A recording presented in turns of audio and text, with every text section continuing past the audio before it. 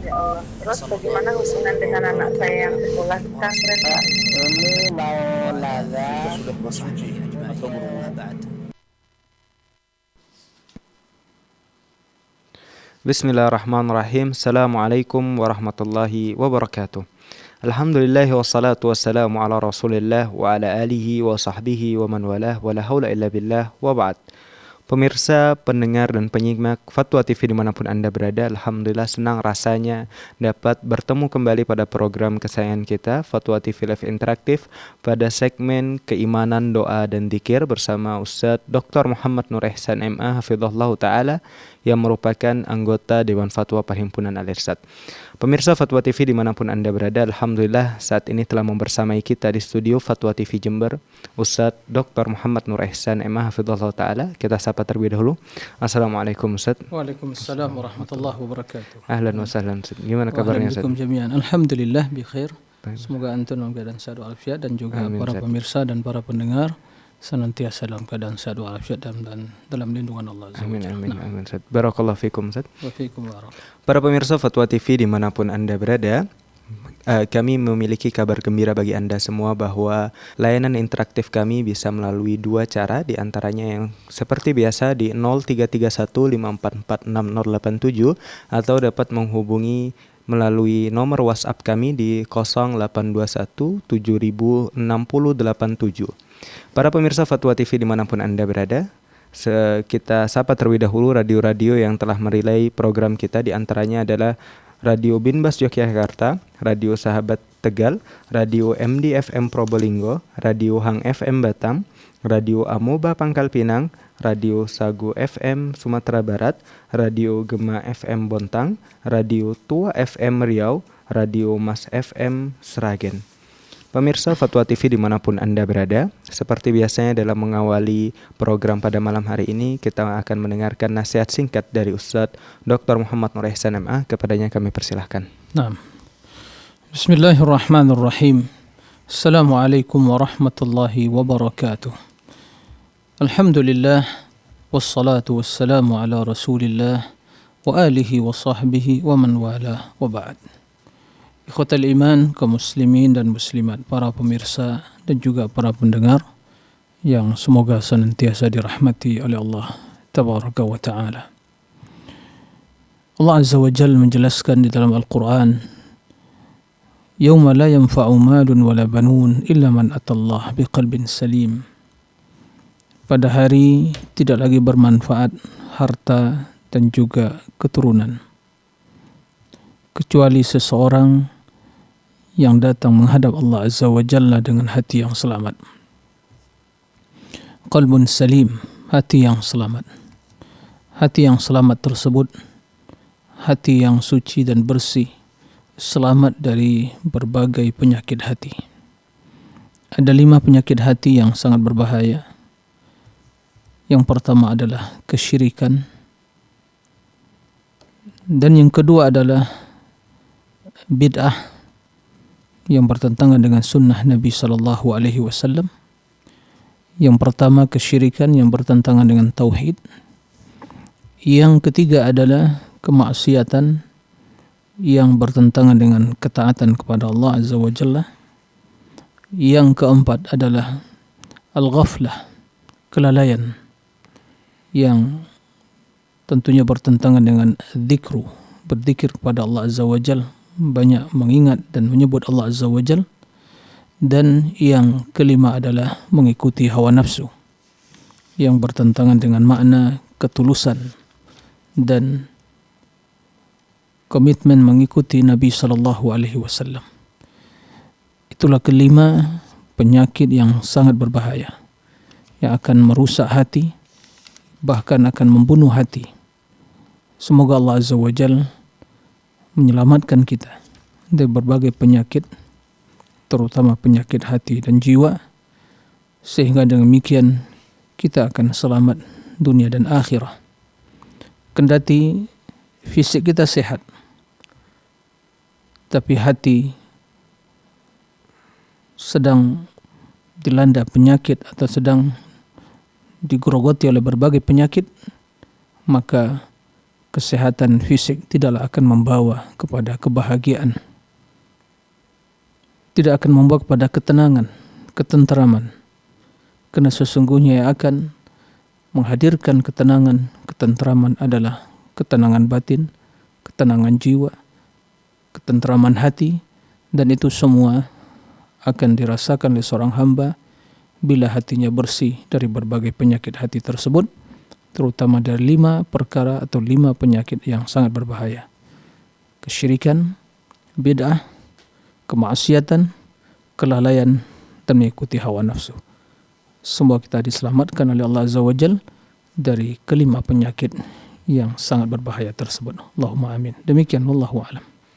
Jazakumullah khairan wa barakallahu fikum Ustaz atas Waalaikumsalam. nasihatnya. Hayakumullah. Para pemirsa Fatwa TV dimanapun Anda berada, kami kabarkan kembali bahwa untuk layanan interaktif kami untuk saat ini ada 2 layanan interaktif. Yang pertama adalah 0351544687 atau Anda bisa menghubungi layanan interaktif kami di nomor telepon WA kami di 0821 7000 6087. Kami ingatkan untuk para pemirsa Fatwa TV untuk menyimpan terlebih dahulu nomor telepon WhatsApp kami, dan kami informasikan bahwa nomor WhatsApp tersebut hanya bisa untuk ditelepon, tidak untuk mengirimkan pesan. Untuk pertanyaan tulisan Anda bisa mengakses website kami di dewanfatwa.com. Baik, para pemirsa Fatwa TV, kita akan membacakan pertanyaan yang sudah masuk, beberapa pertanyaan yang sudah masuk di meja redaksi kami, Ustaz. Ya. Pertanyaan pertama dari Bapak Budi Samsul Fuad di Mojokerto, Jawa Timur. Bismillah, Assalamualaikum warahmatullahi wabarakatuh. Ya. Jika imam bacaan takbirnya Allahu Akbar, barnya panjang, Ustaz, bagaimana status salatnya? Ya. Ya, terima kasih kepada Pak Budi Samsul Fuad. Ya. Bacaan imam atau imam yang menjadi atau yang memimpin salat bagi kaum muslimin hendaklah seorang yang mengerti tentang hukum, tata cara salat, hukum salat, bacaan-bacaannya. Nah, karena salat adalah tiang agama, ibadah yang paling utama. Dan yang menjadi imam adalah yang paling terbaik bacaannya. Oleh karena itu, jangan sampai terjadi kekeliruan di dalam membaca lafaz-lafaz dari solat tersebut. Yang pendek jangan dipanjangkan, yang panjang jangan dibaca pendek. Nah, termasuk dalam ayat takbir, Allahu Akbar. Bukan Allahu Akbar, itu salah. Itu keliru. Nah, begitu juga kita mendengar sebagian azan, lafaz azan juga memanjangkan akbar, Allahu Akbar, Allahu Akbar, salah. Yang benar adalah Allahu Akbar, Allahu Akbar. Bukan dipanjangkan, akbar, yang maha besar. Nah, maka jika tidak ada unsur kesengajaan, maka tentunya tetap solatnya sah Tapi bila ada kesengajaan, tentunya dia keliru dan berdosa, karena kesengajaan dia tahu akbar dah beda artinya, bukan lagi maha besar. Oleh karena itu hendaklah hal ini diperhatikan. Nah, wallahu a'lam karena apakah dengan membaca akbar dengan Allahu Akbar dia keliru atau mungkin tidak memahami, insyaallah salatnya tidak batal, tapi jelas kesempurnaannya berkurang. Nah, oleh karena itu seorang imam hendaklah memperhatikan bacaan yang benar, mempelajari dan memahami apa yang dibaca. Nah, jangan hanya sekadar maju menjadi imam tapi bacaan tidak benar, apalagi Al-Fatihah yang merupakan rukun, maka insyaallah jika tidak ada unsur kesengajaan, tapi karena mungkin kekeliruan atau mungkin karena ketidaktahuan dia, solatnya sah. Dan hendaklah dia belajar bagaimana membaca ucapan yang benar dalam solat itu Allahu Akbar. Nah, Wallahu a'lam. Jazakumullah khairan wa barakallahu fikum Ustaz. Semoga bisa menjawab Bapak Budi Samsul Fuad di Mojokerto. Baik para pemirsa Fatwa TV dimanapun Anda berada, telah tersambung bersama kami Ummu Arif di Jember. Kita sapa terlebih dahulu. Assalamualaikum Ummu. Waalaikumsalam warahmatullahi wabarakatuh. Ya, silahkan Ibu pertanyaannya. Pertanyaannya ini yang saya bacakan ya dari Mas Arif, disabilitas ya. Assalamualaikum Pak Ustadz, saya Arif ingin bertanya, apakah ada doa untuk orang yang selalu terzalimi? Baik Ibu, sudah? Iya. Waalaikumsalam warahmatullahi wabarakatuh. Waalaikumsalam. Ya, terima kasih kepada Ummu Arif ya di Jember, barakallahu fiik atas pertanyaannya. Ya, semoga senantiasa dalam lindungan Allah Azza wa Jalla, dijauhkan dari berbagai kezaliman dan kejahatan. Apakah ada doa? Ya, doa bagi orang yang terzolimi. Maksudnya seorang dizolimi oleh orang lain, kemudian apakah ada doa khusus yang harus dia baca? Ya, untuk atau dia baca terhadap orang yang menzolimi? Nah, secara khusus tidak ada. Tapi orang yang terzolimi, ya, dia boleh berdoa. Berdoa untuk ya, atau berdoa bagi yang menzolimi, agar Allah membalas kezaliman tersebut. Karena Allah Subhanahu wa taala mengharamkan kezaliman dan menjadikan kezaliman tersebut diharamkan di antara hamba-hambanya, maka janganlah kalian saling menzalimi. Dan Nabi SAW menjelaskan, ittaqu da'watal mazlum fa innahu laisa bainaha wa bainallahi hijab. Waspada terhadap doa orang-orang yang terzalimi, karena tidak ada penghalang antara doa tersebut dengan Allah, artinya diterima oleh Allah, dikabulkan oleh Allah Azza wa Jalla. Secara khusus tidak ada. Nah, dan bagi seseorang yang keluar rumah, hendaklah membaca doa agar dia tidak berbuat kezaliman dan tidak dizolimi, tidak menyimpang dan tidak sesat dan tidak disesatkan. Ya, seperti dalam hadis, Allahumma inni a'udzubika an adlima au udlama azilla au uzalla, na'am, au ajhala au yujhala alayya. Allah, aku berlindung dari berbuat kezaliman dan dizolimi, ya, dari kekeliruan dan juga ya disesatkan. Nah, dari ketergelinciran dari kebenaran, atau ya orang lain yang membuat dia tergelincir dari kebenaran, atau berbuat jahil atau dijahili. Maka ya dalam hal ini kezaliman adalah hal yang haram, tapi secara khusus tidak ada doa. Ya. Dan jika seorang yang terzolimi mendoakan mungkin kebaikan bagi yang dizolimi, semoga Allah memberikan hidayah kepadanya dan dia bertobat, maka itu hal yang juga satu kebaikan, dia memaafkan kesalahan orang tersebut. Tapi jika dia ingin mendoakan kejahatan bagi yang menzolimi, ya itu juga diperbolehkan. Dan jika dia tidak juga mendoakan kejahatan bagi yang menzolimi dan dia diamkan, tapi dia tidak memaafkan, maka kezaliman tersebut akan nanti ya diadili oleh Allah Azza wa Jalla, ya akan dihakimi oleh Allah Azza wa Jalla di akhirat kelak. Karena ada 3 catatan ya dosa di akhirat kelak. Yang pertama antara seorang hamba dengan Allah, maka itu akan dimaafkan oleh Allah Azza wa Jalla. Yang kedua, kecuali kesyirikan, ya kesyirikan yang tidak diampuni oleh Allah Azza wa Jalla. Kesyirikan itu catatan ya dosa kezaliman yang paling besar yang tidak diampuni oleh Allah Azza wa Jalla. Yang kedua, catatan kezaliman antara sama manusia, dan ini tidak bisa dimaafkan oleh Allah Azza wa Jalla, dan itu harus akan diadili, ya akan dikisas. Ya bagaimana? Ya caranya adalah kezaliman orang-orang atau kebaikan orang yang menzolimi diberikan kepada yang terzolimi. Jika telah habis kebaikannya dan masih tersisa kezaliman tersebut, maka kejahatan, kejelekan orang yang terzolimi diberikan kepada yang menzolimi. Tidak ada tempat lagi untuk melakukan kebaikan. Nah, dan ketiga adalah catatan amalan yang dosa yang dilakukan seorang hamba selain syirik tadi, maka ini Allah Subhanahu wa taala memaafkannya sesuai dengan kehendak Allah Azza wa Jalla. Jadi kesimpulannya tidak ada doa secara khusus. Nah, tapi kondisinya seperti yang disampaikan tadi. Nah, wallahu a'lam.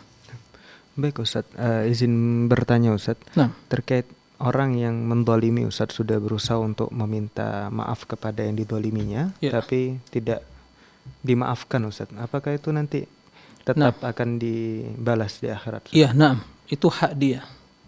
Ya, karena yang terzalimi itu hak dia. Jika dia tidak mau maaf, telah digibahi, telah dia pencemaran nama baik dan berbagai kedustaan sama dia. Jika dia tidak mau maafkan, ya itu dia seorang yang menzalimi, ya harus siap menanggung, ya bertanggung jawab atas hal yang demikian itu. Dan tidak bisa diselesaikan oleh Allah Azza wa Jalla kecuali bila orang yang terzalimi memaafkan. Maka kata Nabi SAW, barang siapa yang ada kezaliman terhadap saudaranya, maka segera di dunia diselesaikan sebelum datang hari tiada lain kecuali hanya kebaikan atau kejelekan. La mala wala dirham, tidak ada dirham untuk bisa menebus, harta untuk bisa menebus. Hanya dengan transfer kebaikan atau kejelekan. Nah, itulah orang bangkrut. Hati-hati jangan sampai jadi orang bangkrut. Di dunia bangkrut tidak ada masalah. Selama masih ada iman.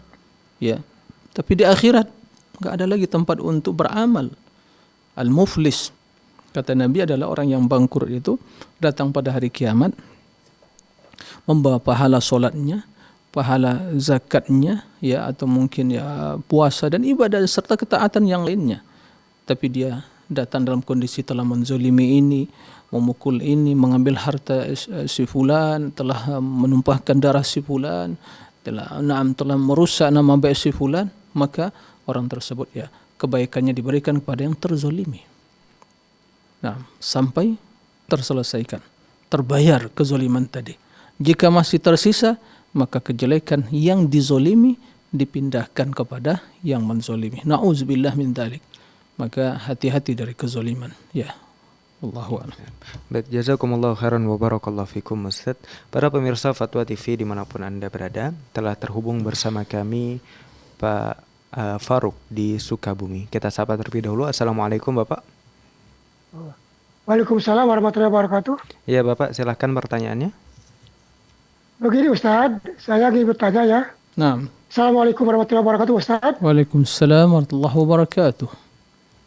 Begini Ustaz, di tempat saya ini, kiai tempat saya menerangkan bahwa Allah itu tidak di bawah, tidak di tengah, tidak di atas. Katanya wallahu alam. Nah, saya ingin pencerahannya bagaimana? Allah tidak di mana? Di bawah, tidak di atas. Tidak di bawah, tidak di tengah. Katanya wallahu alam, begitu aja. Allahu alam. Udah. Taib. Enggak Bapak tanya kepada dia, Pak, kalau berdoa kemana mengangkat tangan? Iya. Sekarang saya bertanya ke Pak Faruk. Pak Faruk begitu mengangkat tangan, berdoa kemana? Menghadap ke bawah, mengangkat tangan ke atas atau ke depan atau ke samping atau ke belakang atau samping kanan atau kiri atau ke bawah, kemana mengangkat tangannya? Ya ke atas, kalau kita ke atas. Betul ya, ke atas ya. Iya. Bisa nggak itu dirubah itu? Iya itu, diarahkan begitu aja kalau diarahkan dari masjid itu. Ya begitulah. Jadi yang mengatakan seperti itu jelas keliru ya. Keliru ya. Jelas keliru. Jangan diikuti. Ya, keliru, bertentangan dengan Al-Quran, bertentangan dengan hadis, bertentangan dengan ijma' kaum muslimin, bahkan bertentangan dengan akal dan fitrah. Karena fitrah kita tidak bisa dipungkiri. Setiap ada sesuatu, kita ada suatu kebutuhan hajat kepada Allah, spontanitas mengangkat tangan kepada Allah. Pandangan kita tertuju ke atas, bahwa Allah itu maha tinggi.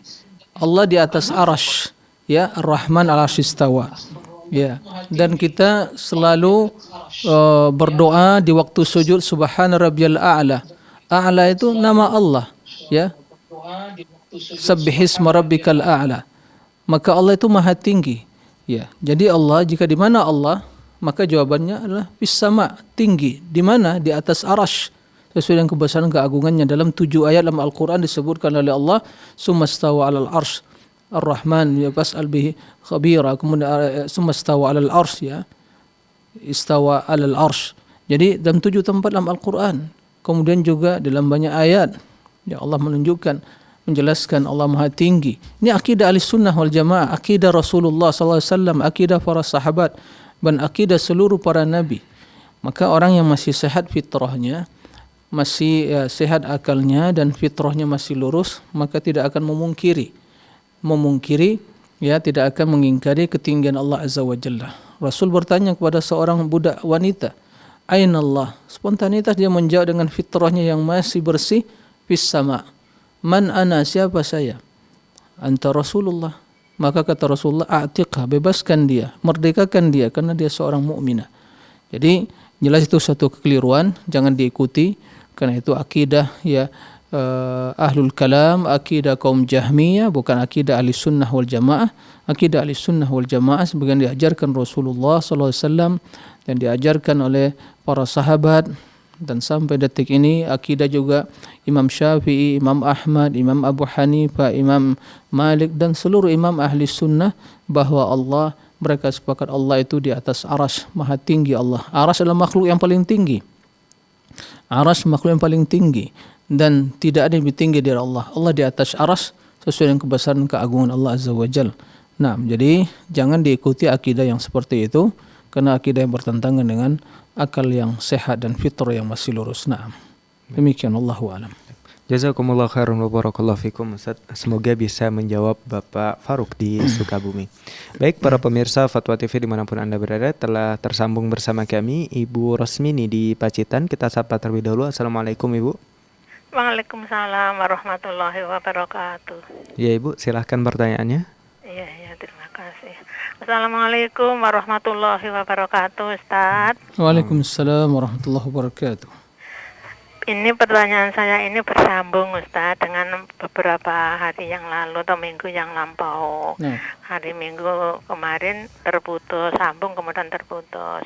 Yang saya maksud, kalau menjawab azan, la haula wala quwata illa billah, yang lafadznya yang ala sholat itu ternyata tidak ada wa ana asyhadu alla ilaha illallah. Ustadz menjelaskan bahwa jawaban seperti itu ketika lafadznya lafadz tasahud. Terus saya mengamalkan, Ustadz, kalau asyhadu alla ilaha illallah dan asyhadu anna muhammadar rasulullah itu saya menjawabnya, terus yang terakhir asyhadu anna muhammadar rasulullah wa ana asyhadu alla ilaha illallah, seperti itu dan seterusnya.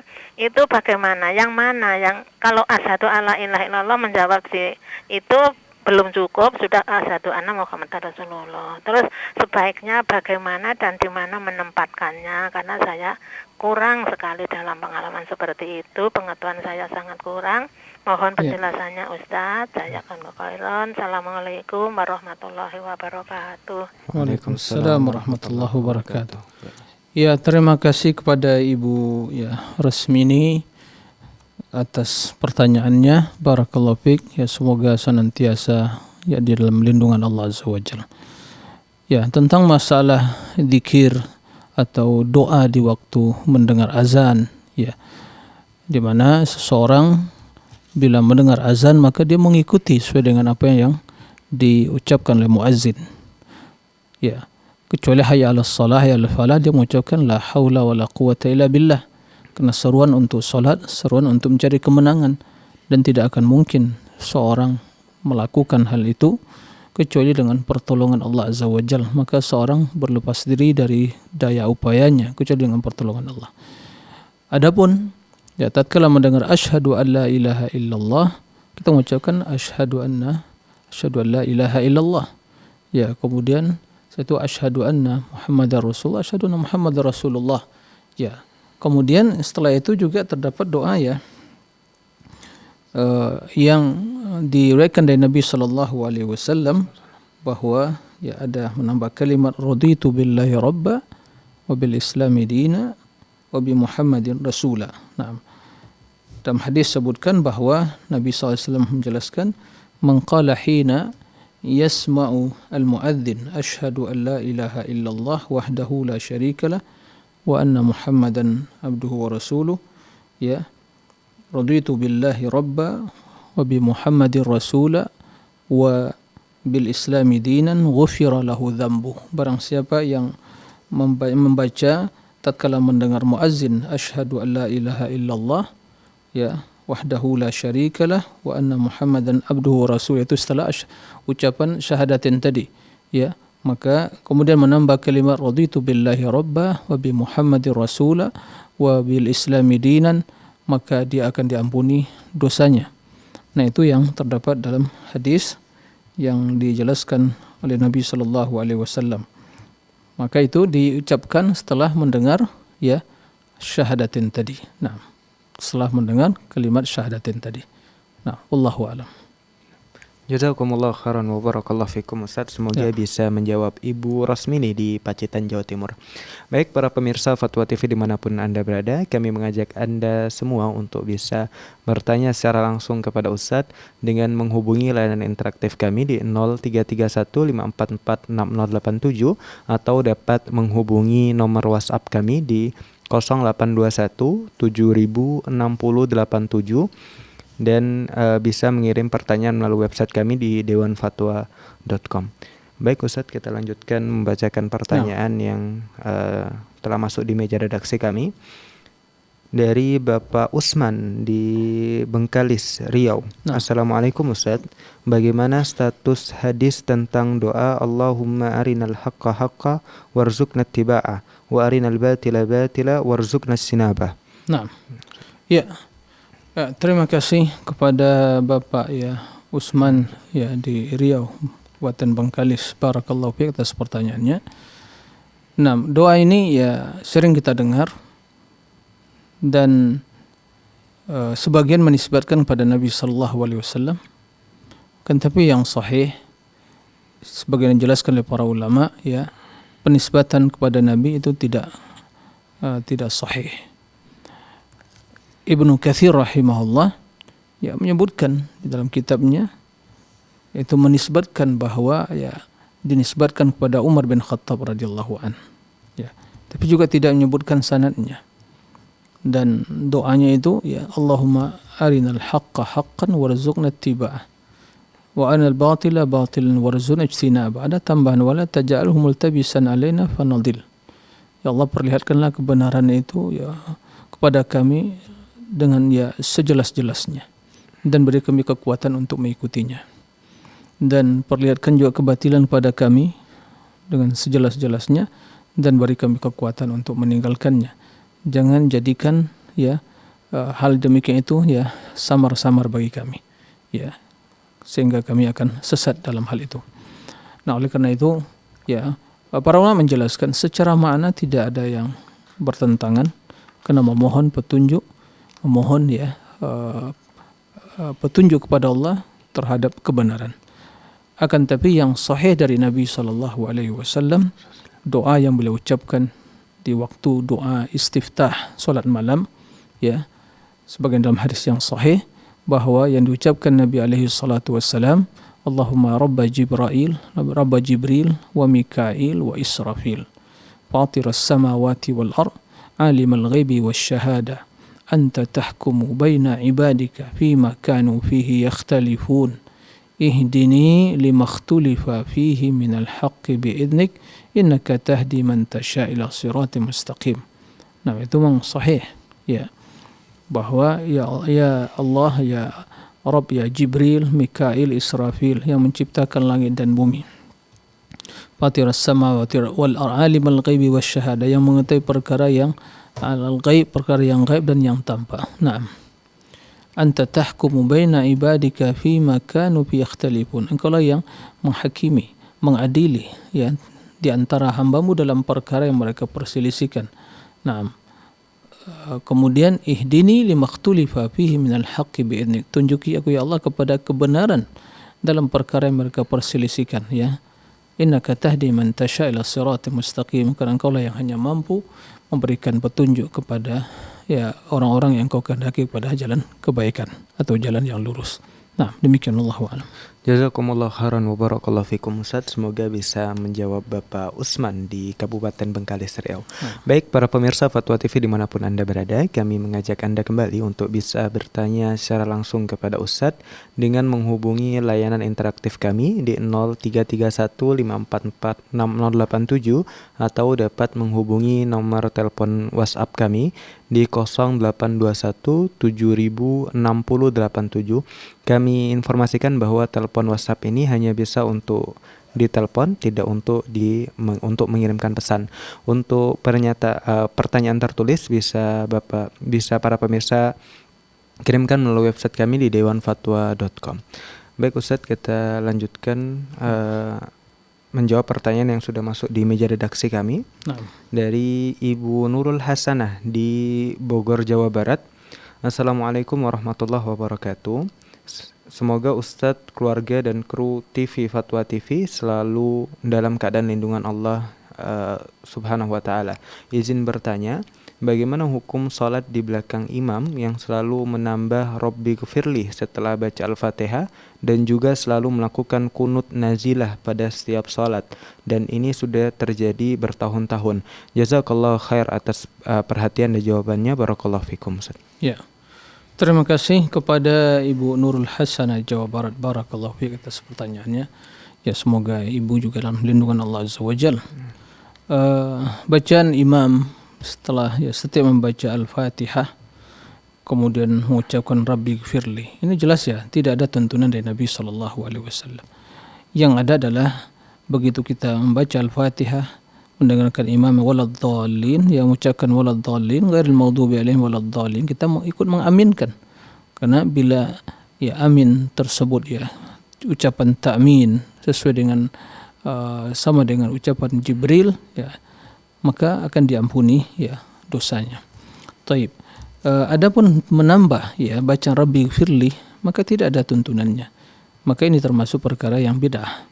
Tidak ada tuntunannya. Loh, kenapa kok Rabbi Gfirli ada bid'ah? Bukankah itu memohon keampunan kepada Allah? Betul. Tapi bukan itu tempatnya. Setelah Al-Fatihah, itu mengucapkan amin, bukan Rabbi Gfirli. Rabbi Gfirli kapan? Di waktu bangkit dari tasyahud. Rabbi Gfirli warhamni, kan begitu, warfa'ni warzuqni wahdini wa'afini wa'fu anni. Nah, begitu juga setelah salat, astaghfirullah, astaghfirullah, astaghfirullah. Begitu juga di waktu sujud.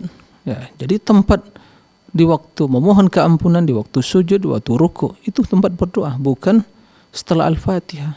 Jadi tidak sesuai penempatannya. Nah, itu yang keliru. Itu yang jelas sesuai dengan sunnah, maka jangan dilakukan. Jangan dilakukan. Belajarlah solat sebagaimana Rasul solat, jangan menambah-nambah. Kaum muslimin, solat ini amalan yang paling mulia, amalan yang terbesar, amalan yang paling agung dari amalan-amalan yang kita lakukan. Maka pelajari solat yang benar. Kita harus belajar, bukan sekadar solat saja, belajar tentang solat yang benar. Rasul memerintahkan kita, sallu kama ra'aitumuni usalli. Solatlah kalian seperti kalian melihat saya solat. Para sahabat telah meriwayatkan, menukil bagaimana tata cara solat Nabi, sifat solat Nabi SAW. Maka belajarlah, jangan menambah-nambah. Jangan menambah-nambah. Kemudian begitu juga kunut nazilah itu artinya kunut yang dilakukan tatkala ada turun musibah, terjadi musibah, atau berbagai hal yang kesulitan, atau mungkin serangan musuh terhadap kaum mukminin. Nah, itu nazilah. Bukan setiap saat nazilah. Ini keliru juga, ini keliru. Ada sebagian setiap subuh dia kunut. Nah, ini memang perbedaan para fuqaha Madhab Syafi'i dia kunut, kan begitu. Dan madhab yang lain tidak melakukan rutin, kecuali bila ada nazilah, maka waktu subuh dan maghrib dan di waktu yang lain. Adapun setiap saat nazilah, kunut nazilah tidak tepat. Tidak dilakukan Nabi SAW. Jangankan nazilah seperti itu, salat yang sahih dalam madhab para ulama, Nabi tidak rutin berkunut di waktu subuh. Nah, jika ada nazilah dia berkunut. Nah, seperti itu. Jadi ini jelas keliru. Nah, bagaimana salat di belakang yang melakukan hal itu? Ini tidak membatalkan salat, tapi jelas menyelisihi sunnah Nabi SAW. Maka bila salatnya tidak batal, maka tentu bermakmum di belakangnya sah. Karena orang yang sah solatnya maka bermakmum di belakangnya sah. Tapi jelas yang imam tadi ia melakukan sesuatu yang tidak sesuai dengan sunnah Nabi SAW. Nah, demikian wallahu a'lam. Jazakumullah khairan wa barakallahu fikum Ustaz. Semoga bisa menjawab Ibu Nurul Hasanah di Bogor, Jawa Barat. Baik para pemirsa Fatwa TV dimanapun Anda berada, telah tersambung bersama kami Ibu Yanti di Sumatera Barat. Kita sapa terlebih dahulu. Assalamualaikum Ibu. Waalaikumsalam warahmatullahi wabarakatuh. Ya Ibu, silahkan pertanyaannya. Ya, Assalamualaikum Ustadz. Waalaikumsalam warahmatullahi wabarakatuh. Mau bertanya Ustadz tentang bacaan tadi Ustadz, yaitu raditu billahi robba wa bil islami dina wa bi Muhammadin sallallahu alaihi wasallam nabiyya. Itu kan dibaca pada saat menjawab azan Ustadz. Bagaimana dengan penempatannya pada zikir pagi dan petang? Apakah hadisnya sahih juga Ustadz? Ya. Jazakallahu khair. Assalamualaikum warahmatullahi wabarakatuh. Waalaikumsalam warahmatullahi wabarakatuh. Ya.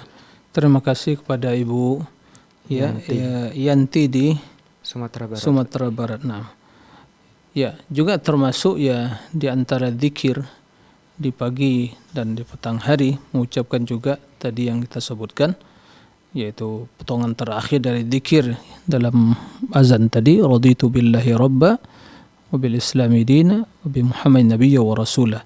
Nah, ini juga termasuk zikir yang sahih dari Nabi sallallahu alaihi wasallam, maka ya dianjurkan bagi kita untuk membaca di pagi hari dan juga di waktu mendengar azan tersebut. Ya, wallahu a'lam. Nah. Syukran jazakumullah khairan wa barakallahu fikum Ustaz. Semoga bisa menjawab Ibu Yanti di Sumatera Barat. Baik, para pemirsa Fatwa TV dimanapun Anda berada, kami mengajak Anda kembali untuk bisa bertanya secara langsung kepada Ustadz dengan menghubungi layanan interaktif kami di 035154460087 atau dapat menelpon nomor WhatsApp kami di 0821 706087. Dan bagi yang ingin mengirimkan pertanyaan bisa melalui website kami di dewanfatwa.com. Baik Ustadz, kita melanjutkan membacakan pertanyaan dari meja redaksi kami, dari Bapak Adri di Sanggau, Kalimantan Barat. Ustadz, Assalamualaikum Pak Ustadz, apakah ada doa sebelum adzan yang sahih? Atas jazakumullah khairan atas jawabannya Ustadz. Ya, nah, terima kasih kepada Bapak Andri ya. Atau Adri, nah, Bapak Adri di Kalimantan, barakallahu fiik. Apakah ada ya zikir atau doa sebelum azan? Jawabannya tidak ada. Yang ada setelah azan. Jadi tidak ada bacaan-bacaan, baik itu salawat atau mungkin ya yang lainnya. Ini tidak ada. Ya, tidak dinukil dari muazzin yang menjadi muazzin di zaman Nabi SAW, yaitu Bilal dan Ibnu Ummi Maktum. Ya, tidak ada bacaan-bacaan yang diucapkan sebelum ya azan, baik itu dengan salawat ya kepada Nabi, tidak. Jadi langsung mengucapkan azan tadi. Nah, adapun setelah azan ya ada doanya. Doa yang telah kita maklumi bersama ya. Jadi jangan dilakukan hal itu karena tidak sesuai dengan sunnah Nabi sallallahu alaihi wasallam. Nah, wallahu a'lam.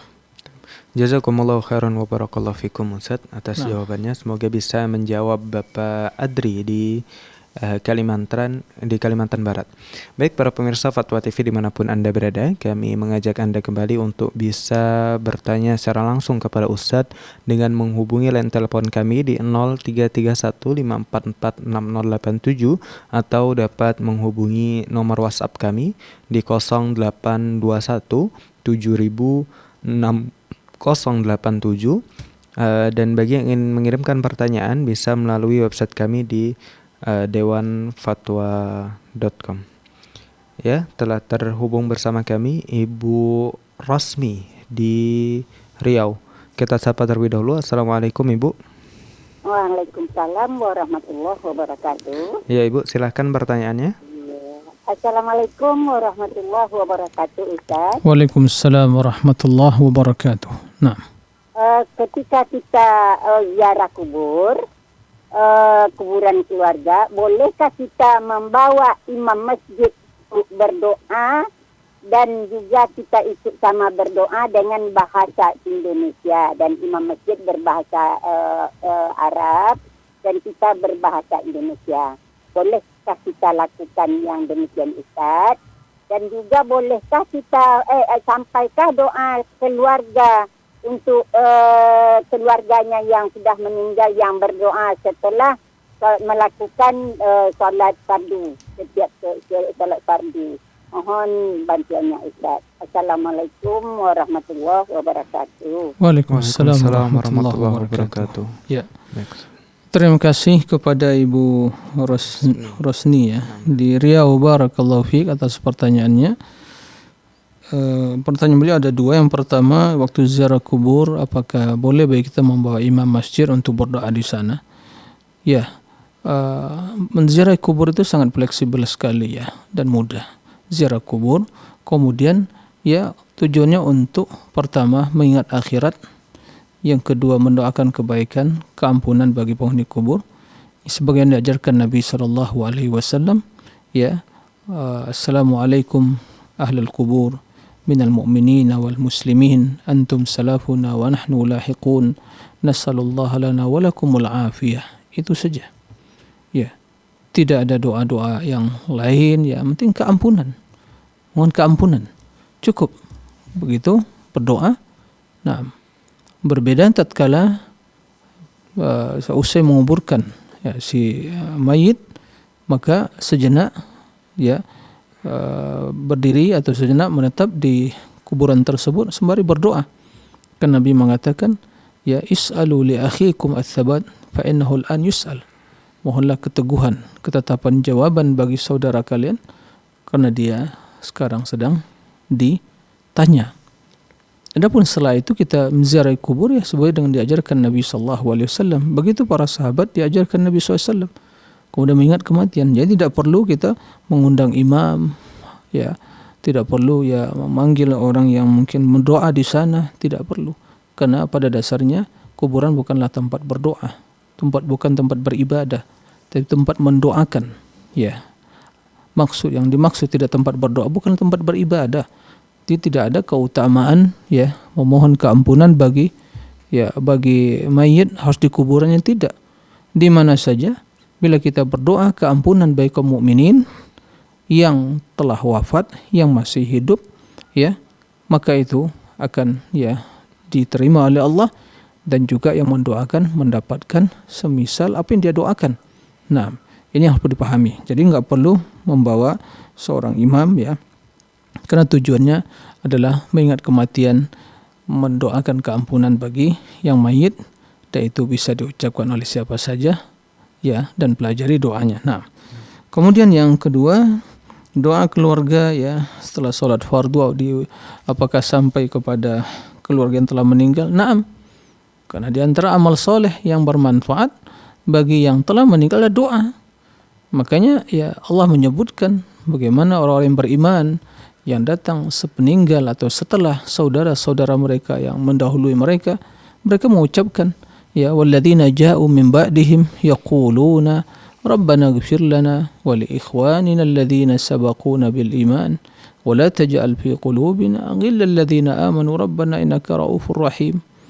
Nah, ini doa, ya Allah ampunilah kami dan orang-orang yang saudara-saudara kami yang telah mendahului kami. Jadi doa bermanfaat. Dan inilah yang terbaik, amalan yang dilakukan oleh keluarga atau ya anak untuk orang tuanya yang telah meninggal, atau ya saudara terhadap kerabat yang telah meninggal, atau kaum muslimin berdoa, mendoakan keampunan, kerahmatan ya, dan juga dijadikan kuburan sebagai taman di taman-taman surga, dilapangkan. Nah, itu yang harus dilakukan. Nah, wallahu a'lam. Jadi intinya sampai doa tersebut dan bermanfaat bagi ya si mayit. Nah, demikian wallahu a'lam. Jazakumullah khairan wa barakallahu fikum Ustaz. Semoga bisa menjawab Ibu Rosni di Riau. Baik, para pemirsa Fatwa TV, telah tersambung bersama kami Bapak Sukardi di Palembang. Kita sapa terlebih dahulu. Assalamualaikum Bapak. Iya Bapak, silahkan pertanyaannya. Assalamualaikum warahmatullahi wabarakatuh Pak Ustaz. Waalaikumsalam warahmatullahi wabarakatuh. Mungkin dikeraskan suaranya Pak. Nah. Ya. saya izin bertanya tentang sholat Pak Ustadz. Ya. Saya sering jadi imam di masjid. Saya ikuti cara-cara orang di kampung saya. Sebelum saya tahu penjelasan dari Ustadz yang sering di TV. Nah, setelah saya tahu, dulu saya kalau jadi imam selesai salam, saya pimpin zikir doa bersama. Setelah itu salam-salaman. Setelah saya tahu penjelasan dari Ustadz, tidak saya lakukan lagi. Saya ajak makmum itu selesai salam, zikir sendiri-sendiri, doa sendiri-sendiri, dan tidak ada salam-salaman. Apakah tindakan saya itu salah, Pak Ustadz? Mohon penjelasannya. Assalamualaikum warahmatullahi wabarakatuh. Waalaikumsalam warahmatullahi wabarakatuh. Ya. Terima kasih kepada Pak Sukardi di Palembang. Barakallahu fiik ya. Semoga Allah membalas kebaikan Bapak yang selama ini telah menjadi imam ya bersama kaum muslimin di kampungnya ya. Semoga dicatat sebagai amal soleh. Ya. Apa yang diutarakan Pak Sukardi tadi ya, pertama tentu ya kita bersyukur dan semoga Bapak istiqamah di atas sunnah ya, sehingga ya alhamdulillah faktor umur yang mungkin juga telah ya Masya Allah ya, tetap masih belajar, tetap semangat untuk mendengar ya, memperbaiki ibadah, ini nikmat ya, alhamdulillah, ini patut disyukuri. Patut disyukur dan juga menjadi ya contoh bagi kita semua bahwa tidak ada batas ya untuk belajar, untuk meningkatkan ibadah, memperbaiki ibadah selama kita masih bisa melakukan ya dan bisa mendengar, bisa membaca dan ya berbagai hal sumber yang bisa kita dapatkan informasi tentang hukum agama ini. Nah, alhamdulillah ya Pak Sukardi yang dimuliakan Allah Azza wa Jal. Memang kalau kita perhatikan solat Nabi SAW mulai dari azan yang dikumandangkan oleh Bilal dan Ummi Maktum, kemudian sampai beliau solat, kemudian selesai solat dan bacaan-bacaannya itu sangat jelas sekali, ya sangat jelas sekali. Maka dalam hal ini, ya dalam solat tersebut, ya seperti yang disampaikan tadi, ya yaitu Rasul sallallahu alaihi wasallam selesai salat hanya berdoa sendirian atau berzikir sendirian. Ya, beliau mengucapkan astagfirullah 3 kali. Ya, para sahabat memperhatikan apa yang dibaca Nabi. Ya, mereka juga mengucapkan apa yang diucapkan Nabi. Kemudian baca zikir-zikir yang la ilaha illallah wahdahu la syarika la lahul mulku wa ala kulli syai'in qadir Allahumma antas salam wa minkas salam ya sampai akhir zikir tersebut. Kemudian ya tasbih 33 kali, tahmid 33 kali, takbir 33 kali, kemudian dilengkapi dengan la ilaha illallah wahdahu la syarika la lahul mulku wa lahul hamdu wa ala kulli syai'in qadir. Nah, itu yang diucapkan Nabi sallallahu alaihi wasallam dan itu sendirian, mandiri. Jadi Pak Sukardi barakallahu fiik, agama ini sesungguhnya mendidik kita untuk mandiri dalam beribadah. Maka apa yang selama ini dilakukan oleh sebagian kaum muslimin, ya setiap sholat harus dipimpin, ini membuat kita ini nggak bisa mandiri beribadah. Nggak ada Pak Imam nggak berdoa-doa. Kenapa? Nggak bisa doa sendirian. Harus dipimpin terus. Ini, ya, ini efek yang tidak baik. Di sisi lain, memang tidak sesuai dengan tuntunan Nabi SAW. Jadi berdoa sendirian karena kita yang lebih mengetahui, yang lebih paham apa yang kita butuhkan, apa yang kita panjatkan kepada Allah. Ya, baik setelah saya sholat atau di dalam sholat atau mungkin ya di kesempatan yang lain. Maka ya memang tidak ada tuntunan Nabi beliau memimpin para sahabatnya ya berdoa. Silakan dicek, tidak akan ketemu. Ya, di dalam sholat selesai sholat Rasul memimpin sahabatnya. Dan mereka mengaminkan, tidak ada seperti itu. Nah, begitu juga tentang masalah tadi ya berdoa tadi, kemudian ya alhamdulillah ya Pak Sukardi berusaha untuk mengajak kaum muslimin jamaahnya untuk mengikuti sunnah Nabi SAW. Maka apa yang telah Bapak lakukan ya mengajak mereka beramal sesuai dengan tuntunan Nabi, itulah yang tepat, itulah yang benar. Ya, semoga Allah memperlipat gandakan ya pahala ya Pak Sukardi ya, dan karena menambahkan keberkahan. Dan ketahuilah sesungguhnya keberkahan di dalam beribadah itu akan diraih dengan mengikuti sunnah Nabi. Ya, sallu kama ra'aitumuni usalli, salatlah kalian seperti kalian melihat aku salat. Begitu perintah Nabi sallallahu alaihi wasallam. Nah, demikian wallahu alam. Jazakumullah khairan wa barakallahu fikum Ustaz. Semoga bisa menjawab Bapak Sukardi di Palembang. Baik para pemirsa Fatwa TV dimanapun Anda berada, telah tersambung bersama kami Bapak Ali di Medan. Kita sapa terlebih dahulu. Assalamualaikum Bapak. Waalaikumsalam warahmatullahi wabarakatuh. Ya, silakan Bapak pertanyaannya. Assalamualaikum Ustaz. Waalaikumsalam warahmatullahi wabarakatuh. Ini Ustaz begini, di kampung kami ini kalau ada yang meninggal Ustaz, ditalkinkan Ustaz, maksudnya membaca doa dan berzikir sesudah mayat dikebumikan. Semana hukumnya itu Ustaz? Dan saya lihat kalau dimasukkan itu mayat ke dalam kubur, itu pengikat kafannya itu dibukai. Apa maksudnya itu Ustaz? Dan diciumkan dia ke tanah. Apa maksudnya itu Ustaz? Apakah memang ada anjuran begitu atau gimana Ustaz? Terima kasih Ustaz. Assalamualaikum warahmatullahi wabarakatuh. Waalaikumsalam warahmatullahi wabarakatuh. Ya, terima kasih kepada Pak Ali di Medan ya, barakallahu fiik. Pertama ya tentang mentalkinkan.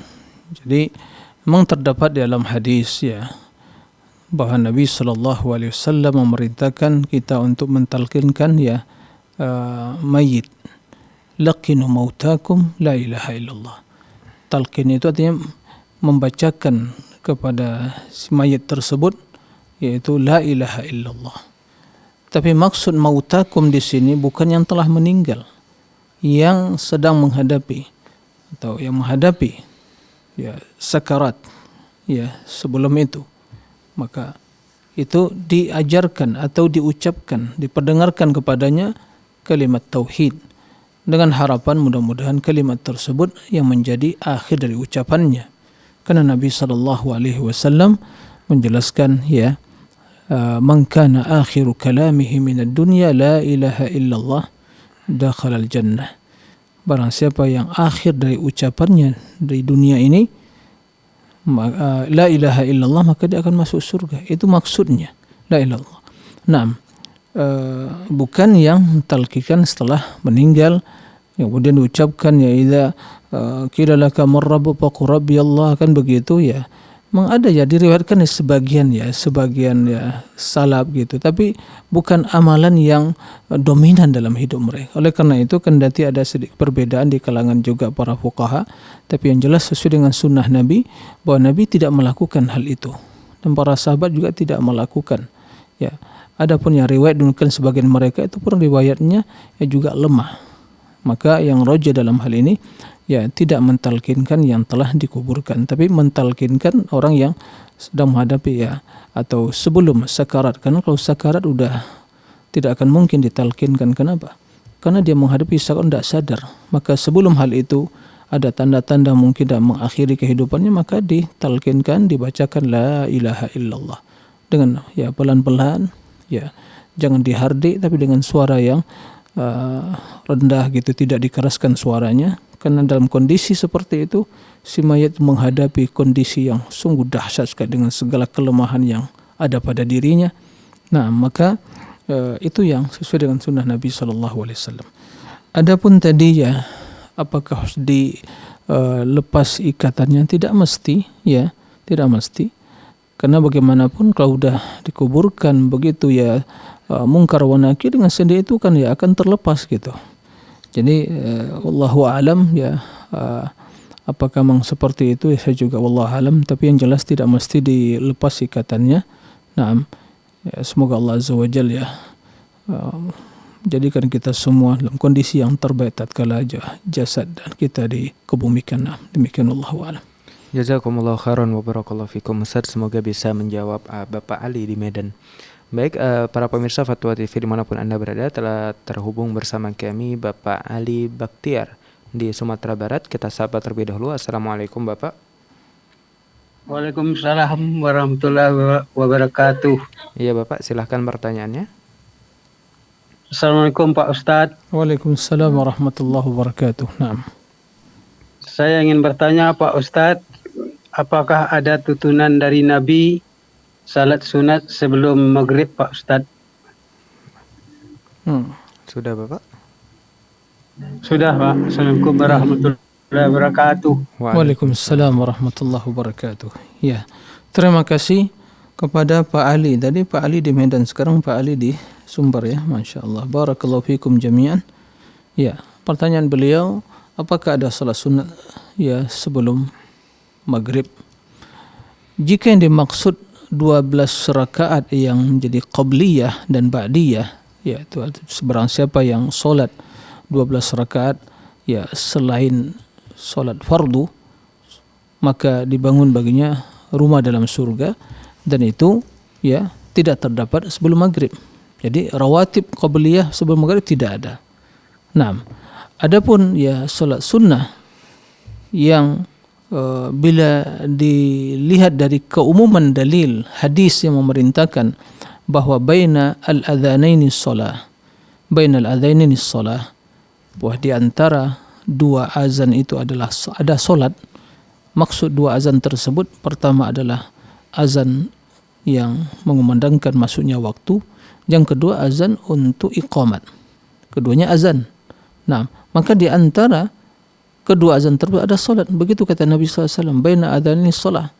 Maka dan sebagainya disebutkan ya, begitu sebagian sahabat masuk ke Masjid Nabawi, mereka melihat seolah-olah solat maghrib telah didirikan, padahal itu masih solat sunnah, menunjukkan bahwa mereka ya melakukan solat sebelum solat maghrib, tapi bukan qabliyah ya, bukan qabliyah yang 12 yang memiliki keutamaan yang spesial, yaitu barang siapa yang melakukannya dibangunkan rumah baginya dalam surga.